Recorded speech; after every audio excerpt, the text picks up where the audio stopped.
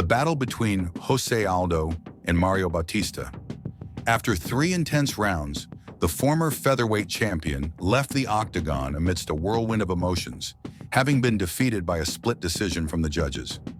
This situation not only left Aldo disappointed, but also generated a wave of outrage among spectators who expected a different outcome.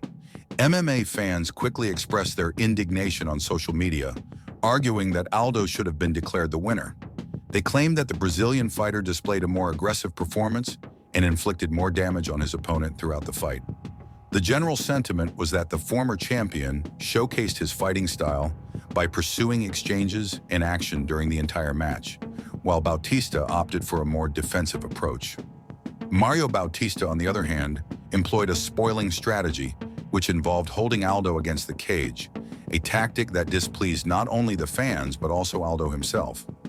The expectation for a more dynamic and intense confrontation was frustrated by Bautista's tactics, which many believed undermined the essence of what a fight in the octagon should be.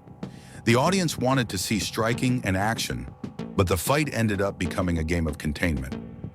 Dana White, the president of the UFC, also weighed in on the controversy. In a post-event interview, he didn't hesitate to criticize the performance of the referees and the strategy adopted by Bautista. White stated, "The judges were abominable. In cases like this, the referee needs to be more active and not allow the fight to drag on without a real purpose." His words echoed the discontent of the crowd, who expected a more engaged bout. Dana continued, explaining that the role of the referees is crucial in maintaining the integrity of the fights. He questioned the logic of allowing a fighter to evade exchanges and only seek to control the opponent. "If you're not trying to fight, how can you win the fight?" he asked, making it clear that officiating needs to be stricter in situations where action is limited. Aldo's defeat leaves his career in a delicate position in the bantamweight division. Before the bout, the Brazilian fighter dreamed of bouncing back and earning another title shot.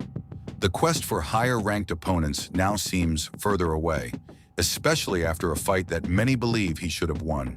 The pressure mounts, and Aldo's next steps in the UFC will be under the watchful eye of fans and critics alike. With Dana's comments and the fervent reactions from the public, UFC 307 becomes not just a memory of a fight, but an example of the passion that the sport evokes. What can we expect from Aldo's upcoming fights? The fighter's future is at stake, and everyone will be watching closely to see how he reacts to this turbulent situation.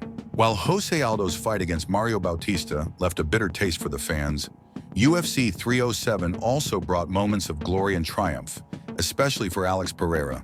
The Brazilian fighter, known as Poatan, stood out by securing an impressive knockout victory in the 4th round against Khalil Rountree, solidifying his position as the light heavyweight champion. With this achievement, Pereira not only defended his title masterfully, but also opened doors to new and exciting opportunities in the octagon. After the fight, the expectations surrounding Pereira are palpable. He has already expressed his intention to remain in the 205-pound category and defend his belt. But with his talent and charisma, many wonder, what will be the next challenges for the champion? MMA fighting commentators Mike Heck and Alexander K. Lee discuss the various possibilities that lie ahead for Poatan, who seems ready to face any opponent that comes his way. Meanwhile, Khalil Rountree's situation also deserves attention. Despite the loss, Rountree demonstrated resilience and courage, qualities that keep him as a dangerous fighter in the division. The future may hold opportunities for rehabilitation and growth for him, as he undoubtedly seeks another chance to shine.